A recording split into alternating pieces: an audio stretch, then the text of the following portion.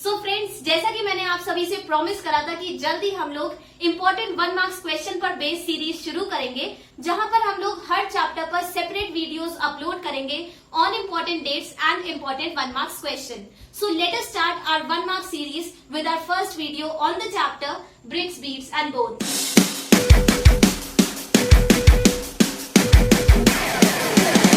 Hi guys and welcome back to our channel Let's Conquer History.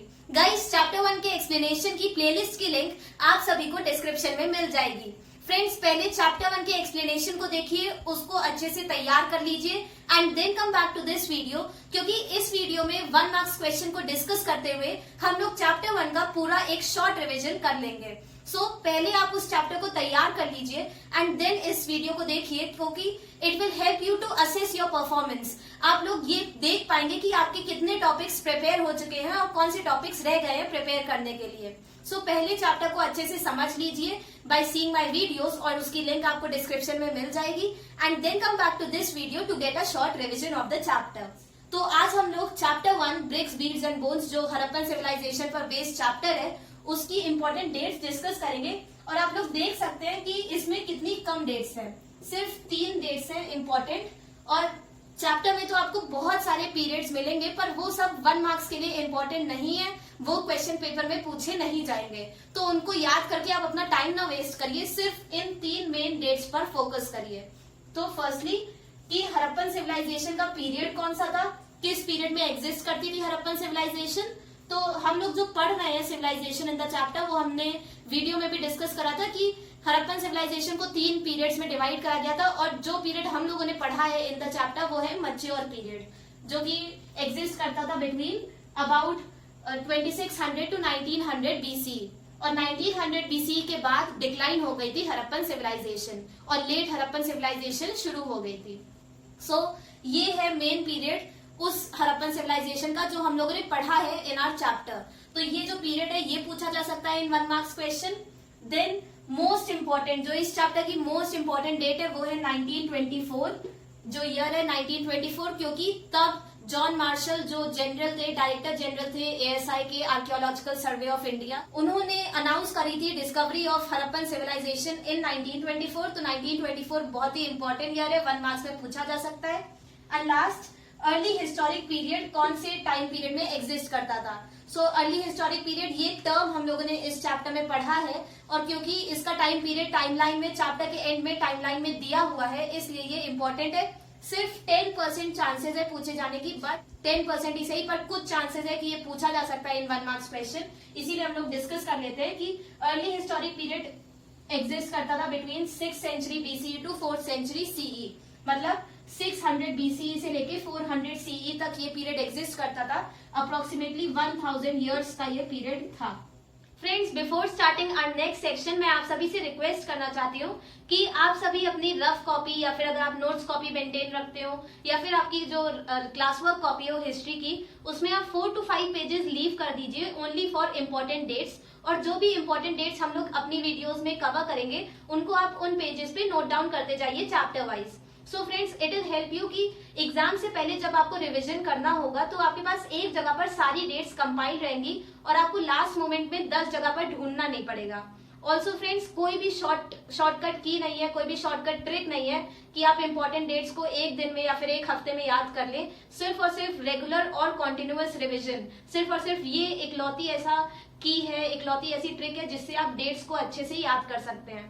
सो आप एक हफ्ते में सिर्फ और सिर्फ एक चैप्टर उठाइए, और जैसा आप देख रहे हैं कि बहुत ही कम इंपॉर्टेंट डेट्स है, बहुत ज्यादा आपको रटने की जरूरत नहीं है. सिर्फ जैसा आपने देखा कि चैप्टर 1 में सिर्फ 3 इंपॉर्टेंट डेट्स हैं. तो हर वीक, हर हफ्ते आप एक चैप्टर उठाइए और उन डेट्स को, उन इंपॉर्टेंट डेट्स को रोज रिवाइज करिए. सो धीरे धीरे, अभी तो बहुत टाइम है बोर्ड्स एग्जाम के लिए, तो आप धीरे धीरे ये प्रैक्टिस में रखेंगे, रेगुलरली रिवाइज करते रहेंगे. सो बाय एग्जाम, जब तक बोर्ड्स एग्जाम आएंगे बाय फेब, तब तक आपकी सारी इंपॉर्टेंट डेट्स तैयार हो जाएंगी. Believe me guys, 4 to 5 pages आप कहीं पर भी अपनी नोट्स कॉपी में या फिर अपनी रफ कॉपी में सिर्फ और सिर्फ इंपॉर्टेंट डेट्स के लिए डिवोट कर दीजिए. It will really help you in preparation for history exam. So guys, अब हम लोग शुरू करेंगे हमारी वीडियो का main section of important 1 marks question. So friends, पहले ये समझ लेते हैं कि हम लोग क्वेश्चंस कैसे डिस्कस करेंगे. सो गाइज, मैं एक एक करके सीरियल वाइज एक एक करके क्वेश्चन रीड आउट करती जाऊंगी, उसके बाद आप सभी को 5 सेकेंड्स मिलेंगे। 5 सेकेंड्स में आप लोग करेक्ट आंसर सोच लीजिएगा, और अगर आप चाहें तो आप अपने करेक्ट आंसर्स को कमेंट सेक्शन में भी पोस्ट कर सकते हैं। देन आफ्टर 5 सेकेंड्स जो करेक्ट आंसर होगा वो आपको आपकी स्क्रीन पे शो हो जाएगा। Then you can check out that whether your answer is correct और not. So let us start our short quiz on the chapter bricks, beads and bones. So हमारा first question है, Harappan seals were made up of which material? किस material से बनाई जाती थी Harappan seals? Your time starts now. 1 2 3 4 5। The answer is steatite. Steatite जो कि एक सॉफ्ट मटेरियल था, एक सॉफ्ट रॉ मटेरियल था, एक सॉफ्ट स्टोन था, उससे बनाई जाती थी Harappan seals. Next, what does the term culture means in archaeology? Archaeologist culture term को किस सेंस में यूज करते हैं? 1 2 3 4 5। The answer is culture term वो ग्रुप ऑफ ऑब्जेक्ट्स को डिनोट करता है जिनका एक अलग स्टाइल था और वो एक पर्टिकुलर एरिया में पाए जाते हैं इन अ पर्टिकुलर पीरियड। तो इस ग्रुप ऑफ ऑब्जेक्ट्स को बोला जाता है उस सिविलाइजेशन का culture. Now our next question, evidences of ploughed field were found at which site? किस साइट पर पाए गए थे प्लग्ड फील्ड के एविडेंसेस? बहुत इजी क्वेश्चन है, very very easy. 1 2 3 4 5। Kalibangan. So friends, हम लोग कालीबंगन डिस्कस कर चुके हैं चैप्टर में कि कालीबंगन में प्लग्ड फील्ड के एविडेंसेस मिले थे, और कालीबंगन का नाम भी हम लोगों ने डिस्कस करा था कि कालीबंगन ये नाम इसको इसलिए मिला था क्योंकि यहाँ से हमें ब्लैक टेराकोटा बैंगल्स के एविडेंसेस मिले हैं। तो काली मतलब ब्लैक और बंगन मतलब बैंगल्स, तो क्योंकि यहाँ से ब्लैक टेराकोटा बैंगल्स के एविडेंसेस मिले हैं इसीलिए इस साइट को कालीबंगन बोला जाता है। Next, who is called the father of Indian archaeology? इस चैप्टर का सबसे easy question, father of Indian archaeology. Hint, जो फर्स्ट डायरेक्टर जनरल थे of ASI, archaeological survey of India. 1 2 3 4 5।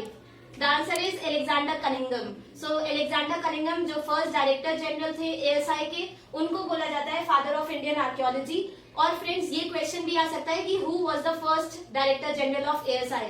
तो दोनों का आंसर होगा Alexander Cunningham. Now our next question, define citadel, या फिर जिसको अपर टाउन भी कहा जाता था, और डिफाइन लोअर टाउन। तो ये दो अलग अलग क्वेश्चन है, मैंने एक ही में मिक्स कर दिया है। तो डिफाइन सिटाडेल और define lower town. So very easy question. 1 2 3 4 5। So the answer is, हम लोग पढ़ चुके हैं कि हड़प्पन सेटलमेंट्स को 2 सेक्शंस में डिवाइड कर दिया गया था। पहला था अपर टाउन जिसको सिटाडेल भी बोला जाता था, और वो स्मॉलर एरिया में लोकेटेड था, बट हाइट में वो ऊंचा था, हायर था। सेकेंडली जो दूसरा सेक्शन था वो था लोअर टाउन, जो कि हाइट में छोटा था, लोअर था, बट एरिया वाइज वो लार्जर एरिया में कंस्ट्रक्टेड था। इन दोनों की डेफिनेशंस आपको आपकी स्क्रीन पर मिल जाएगी। Now our next question, define luxuries और utilitarian objects. So once again मैंने 2 क्वेश्चंस को मिक्स कर दिया है। सो डिफाइन लग्जरीज या फिर आ सकता है डिफाइन यूटिलिटेरियन ऑब्जेक्ट। जल्दी, 1 2 3 4 5। So very easy. लग्जरीज, जैसा कि नाम से समझ में आता है कि लग्जरीज वो लग्जरियस ऑब्जेक्ट्स थे, वो रेयर ऑब्जेक्ट्स थे जिनको precious stones, precious raw material से बनाया जाता था, जैसे कि जो लैपिस लजूली, कार्नेलियन, गोल्ड, ये सब जो प्रेशियस आइटम्स थे उनसे बनाया जाता था इन ऑब्जेक्ट्स को, और ये रेयरली मिलते थे थ्रू आउट द सेटलमेंट। और सेकेंड जो यूटिलिटेरियन ऑब्जेक्ट थे, ये डेली यूज वाले ऑब्जेक्ट्स थे जो हमें बहुत ज्यादा अमाउंट में मिलते हैं from Harappan settlements. Next, fire altars were found at which Harappan site? कहां पर मिलते हैं हमको फायर आल्टर्स? पढ़ चुके हैं हम लोग। 1 2 3 4 5। So the answer is Kalibangan. Once again, जहां कालीबंगन में हमको प्लग्ड फील्ड के भी एविडेंसेस मिले थे, सो कालीबंगन में ही हमें फायर आल्टर्स के भी एविडेंसेस मिलते हैं। नाउ हिस्टोरियंस का मानना है कि फायर आल्टर्स ये स्ट्रक्चर्स थे जिनकी रिलीजियस सिग्निफिकेंस थी। हम लोग चैप्टर को डिस्कस करते हुए पढ़ चुके हैं, और फायर आल्टर्स ये हमको मिले हैं from Kalibangan. Our next question, how was red colour of carnelian obtained by Harappans? जो कार्नेलियन जो कि एक रॉ मटेरियल था, उसका रेड कलर कौन सी टेक्निक यूज करते थे Harappans to obtain that red colour? 1 2 3 4 5। Craft production की टेक्निक्स पढ़ते हुए हम लोगों ने डिस्कस करा था कि हड़प्पन्स जो येलो कलर का रॉ मटेरियल था जिसको कार्नेलियन बोला जाता है, उसको ड्यूरिंग प्रोडक्शन अलग अलग स्टेजेस में उसको फायर में बेक करते थे और इसी प्रोसेस की वजह से जो येलो कलर था वो कन्वर्ट हो जाता था इनटू रेड। तो कार्नेलियन का रेड कलर पाने के लिए हड़प्पन्स उसको अलग अलग स्टेजेस ऑफ प्रोडक्शन में बेक करते थे, फायर में डालते थे। Next, name the 2 centres of production of shell objects in Indus valley civilisation. तो कौन से 2 सेंटर्स थे of production of shell objects? Very easy, very very easy question. 1 2 3 4 5।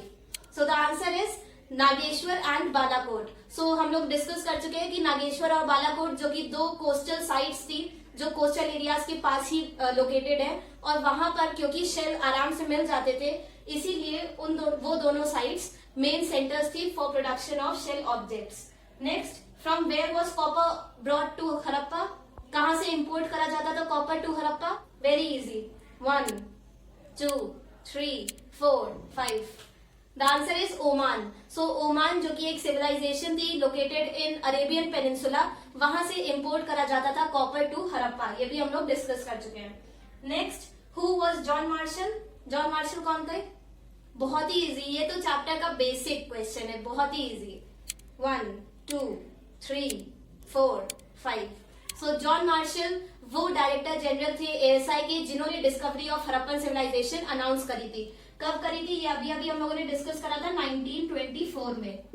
सो ये तो आपको लर्न होना चाहिए, आपकी टिप्स पर होना चाहिए कि 1924 में हड़प्पन सिविलाइजेशन डिस्कवर हुई थी और किसने अनाउंस करी थी डिस्कवरी? तो वो थे John Marshall. Next, mention any one contribution made by R.E.M. Wheeler in the field of archaeology. So R.E.M. Wheeler जो कि डायरेक्टर जनरल थे ASI के in 1944, उन्होंने कौन सी मेन कंट्रीब्यूशन करी थी टू आर्कियोलॉजी? वेरी इजी, जल्दी। 1 2 3 4 5। So the answer is R.E.M. Wheeler जो 1944 में डायरेक्टर जनरल बने थे ASI के, क्योंकि उन्होंने पहले मिलिट्री में वो सर्व कर चुके थे। तो फर्स्टली तो उन्होंने एएसआई की वर्किंग में डिसिप्लिन इंट्रोड्यूस करा था।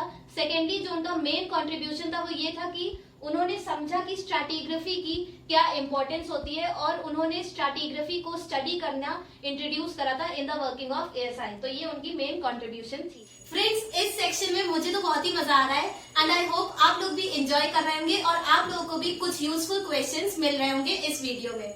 Now our next question is mention any 2 methods of irrigation used in Harappan sites. Give evidences which indicate these methods were used in Indus Valley civilization. तो इसमें आप लोगों को वो 2 मेथड्स बताने हैं जो इरिगेशन के लिए यूज करे जाते थे इन हड़प्पन सिविलाइजेशन, और आपको बताना है कि कौन कौन से एविडेंसेस हमको मिलते हैं जो इंडिकेट करते हैं कि ये मेथड्स यूज करे गए थे in Indus valley civilisation. So friends, you have only 5 seconds, जल्दी। 1 2 3 4 5। So the answer is firstly traces of canal हमको मिलते हैं from शोरतुगाई which is a site located in Afghanistan, and second जो source था of irrigation वो था reservoirs जिसके evidences हमको मिलते हैं from Dholavira located in Gujarat. तो ये 2 evidences है जो indicate करते हैं कि canals और reservoirs को use करा जाता था for irrigation। Next question, what was the most unique feature of Harappan civilization? तो हड़प्पन सिविलाइजेशन का मोस्ट यूनिक फीचर आपको बताना है। You have only 5 seconds. 1 2 3 4 5। So the answer is, आप लोग लिख सकते हैं कि टाउन प्लानिंग, तो बेस्ट आंसर होगा कि आप बताएं कि town planning was the most unique feature of Harappan sites, जिसमें हड़प्पन सेटलमेंट्स को 2 सेक्शंस में डिवाइड कर दिया गया था। देन आप लोग ड्रेनेज सिस्टम भी बता सकते हैं कि क्योंकि वहां पे वेल डेवलप्ड ड्रेनेज सिस्टम था तो वो भी एक यूनिक फीचर था हड़प्पन साइट्स का। तो इन दोनों में से आप कोई भी बता सकते हैं, both are correct. Next, which is the most distinctive artifact of Indus Valley civilization? You have only 5 seconds. 1 2 3 4 5। So the answer is seals. Harappan seals जो बनाई जाती थी from ceatite which was a soft stone। तो Harappan seals most unique artefact है क्योंकि किसी और civilisation से हमको नहीं मिलती हैं ऐसी seals। तो ये Harappan seals most unique most distinctive artefact थी जो बनाई जाती थी in Harappan civilization. Next question, from where was lapis lazuli procured? Lapis lazuli जो कि एक ब्लू कलर का प्रेशियस मार्बल था, प्रेशियस स्टोन था, वो कहां से लाया जाता था to Harappa? Very easy. 1 2 3 4 5। So the answer is Shortughai. So आप हम सभी ने पढ़ा था कि हड़प्पन्स ने शोरतुगाई में सेटलमेंट स्टैब्लिश करी थी क्योंकि it was near the sources of Lapis lazuli which is a precious blue colored stone. Then why is the Harappan script called enigmatic? Enigmatic मतलब रहस्यमयी. ऐसा क्यों बोला जाता है हरप्पन स्क्रिप्ट को? Very easy question. इसमें बस आपको हरप्पन स्क्रिप्ट का फीचर बताना है, जो मोस्ट यूनिक फीचर है हरप्पन स्क्रिप्ट का. 1 2 3 4 5. सो द आंसर इज कि हरप्पन राइटिंग जो थी वो अभी तक डेसिफर नहीं करी गई है, इसीलिए हरप्पन स्क्रिप्ट को एनिग्मेटिक कहा जाता है, रहस्यमयी कहा गया है, क्योंकि अभी तक उसको आर्कियोलॉजिस्ट और हिस्टोरियंस पढ़ नहीं पाए हैं. सो इसका आंसर है कि क्योंकि हरप्पन राइटिंग अभी तक अनडेसिफर्ड है, इसलिए. Next, define Lapis lazuli. So 1 2 3 4 5. So the answer is Lapis lazuli. अभी हम लोगों ने डिस्कस करा था 14th क्वेश्चन में, 16th क्वेश्चन में, कि लैपिस lazuli एक प्रेशियस ब्लू कलर्ड स्टोन था जिसको यूज करा जाता था for making ornaments, jewellery etcetera. Next, what do you mean by faience? Faience जो एक रॉ मटेरियल था वो क्या था, ये आपको बताना है. सॉरी, मैंने तो एक हिंट दे दिया आपको, पर उसे अच्छे से एक्सप्लेन करना है आपको कि वो कैसे बनाया जाता था. So your time starts now. 1 2 3 4 5. So the answer is faience एक रॉ मटेरियल था जिसको बनाया जाता था from sand, silica, gum and colour. These 4 things were mix together और फिर इसको बेक करा जाता था. सो फायांस एक रॉ मटेरियल था जिसका यूज किया जाता था for making pottery and sculptures etcetera. Now our next question, Harappan settlements were divided into which 2 sections? बहुत ही इजी क्वेश्चन है. अभी हम लोगों ने पहले उन दोनों सेक्शंस पर भी एक क्वेश्चन देखा था. सो 1 2 3 4 5. So the answer is Harappan settlements were divided into 2 sections which were Citadel and Lower Town. Citadel को Upper Town भी कहते थे और उसके फीचर्स अभी हम लोगों ने पहले क्वेश्चन में देखे थे. Next, how did Harappan civilisation decline? बहुत ही इजी क्वेश्चन है. हम लोगों ने बहुत सारे रीजंस देखे थे कि क्यों हरप्पन सिविलाइजेशन डिक्लाइन हुई थी. सो your time starts now. 1 2 3 4 5. So the answer is कि आप लोग इसमें हम लोगों ने 4-5 देखे थे रीजंस, कोई भी दे सकते हैं.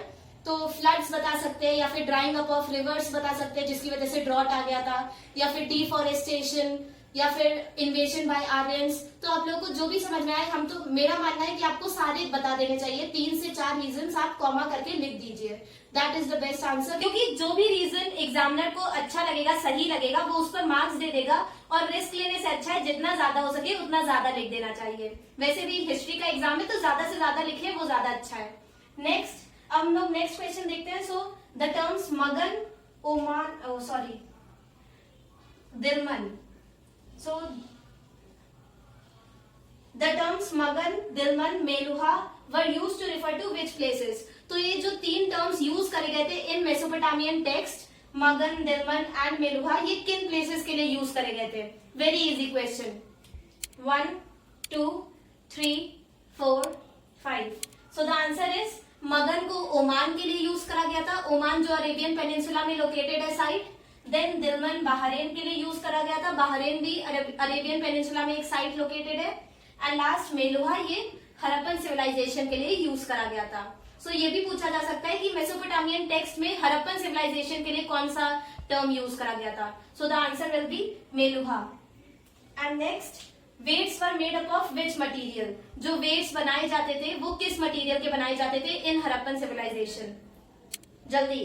1 2 3 4 5. So the answer is weights बनाए जाते थे from a stone which was called chert. और ये क्यूबिकल इन शेप होते थे, क्यूबिकल शेप में बनाए जाते थे और इन पर कोई मार्किंग नहीं करी जाती थी.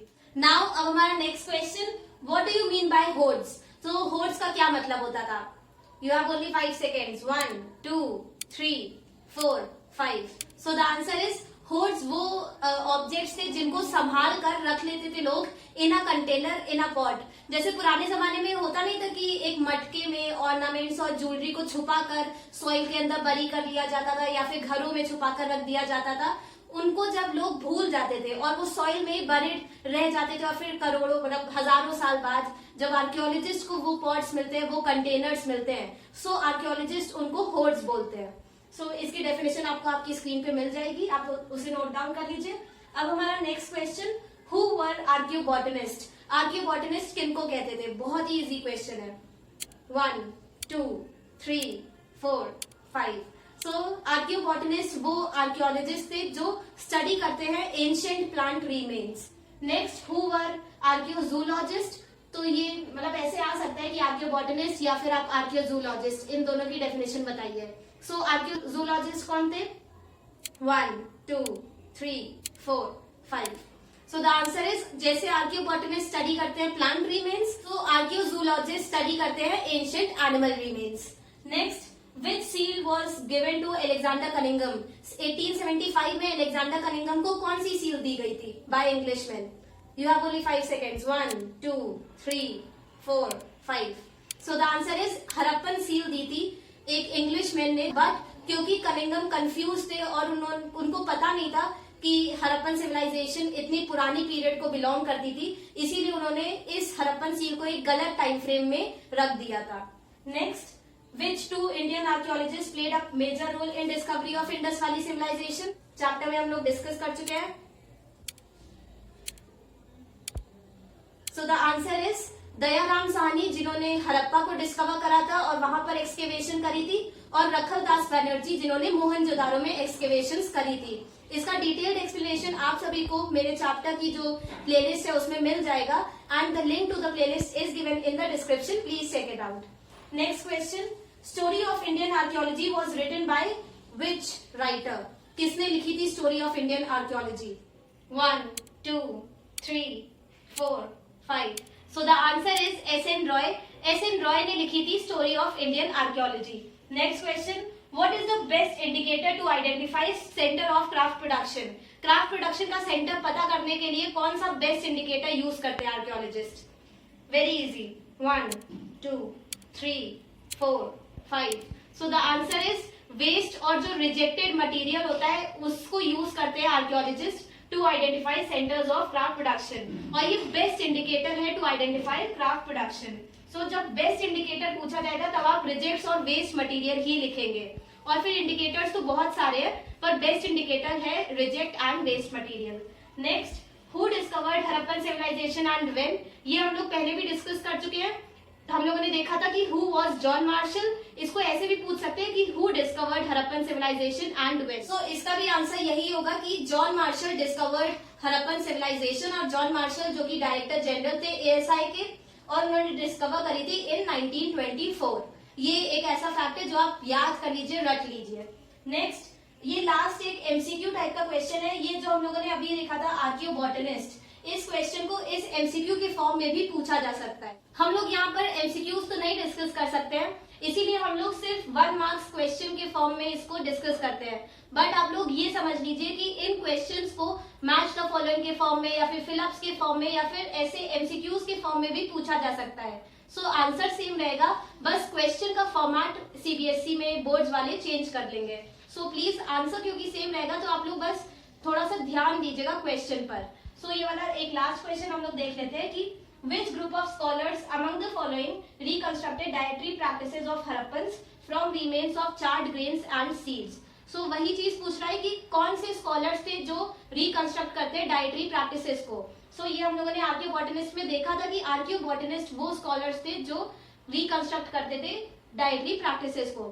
सो इन लोगों ने 4 दे दिए आपको ऑप्शंस, जिसमें से सही करेक्ट ऑप्शन है आर्कियोबॉटनिस्ट। तो इस फॉर्म में भी क्वेश्चंस आ सकते हैं। With this we come to the end of the video. Friends, आज की वीडियो में मुझे तो पर्सनली बहुत ज्यादा मजा आया, and I hope you all also enjoyed watching this video. If you all found my video helpful, then don't forget to like this video and share this video with all your friends and classmates. Don't forget to encourage me with your positive feedback. Next videos will be uploaded soon. Till then, bye bye.